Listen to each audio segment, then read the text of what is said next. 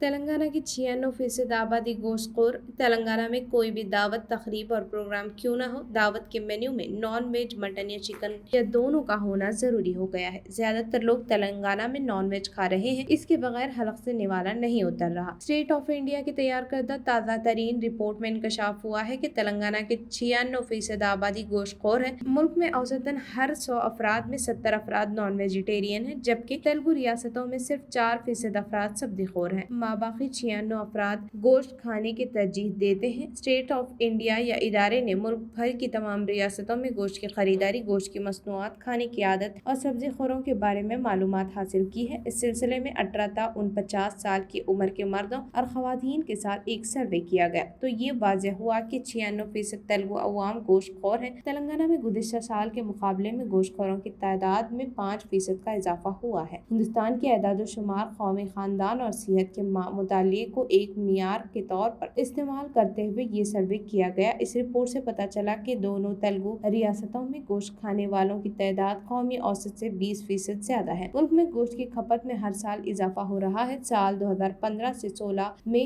74% گوشت خور تھے۔ 19 سے 21 کے دوران اس میں 4% کا اضافہ ہوا۔ اس سال سے گزشتہ 3 سال میں گوشت خوروں کی تعداد 8 تا 5% کا اضافہ ہوا۔ اندازہ لگایا گیا کہ ملک بھر میں اوسطاً 77% لوگ چکن، مٹن، مچھلی اور دیگر گوشت کھاتے ہیں۔ تیلگو ریاستوں میں یہ تعداد 96% ہے۔ گوشت کھانے والی خواتین کی تعداد مردوں کے مقابلے میں نمایاں طور پر کمی ہو رہی ہے۔ ہفتے میں ایک دن بھی گوشت نہ کھانے والی خواتین کی تعداد 39% ہے، وہیں ہفتے میں کم از کم ایک مرتبہ گوشت کھانے والے مردوں کی تعداد 49% ہے۔ زیادہ تر لوگ اپنے کھانوں میں گوشت کھانے کو ترجیح دیتے ہیں۔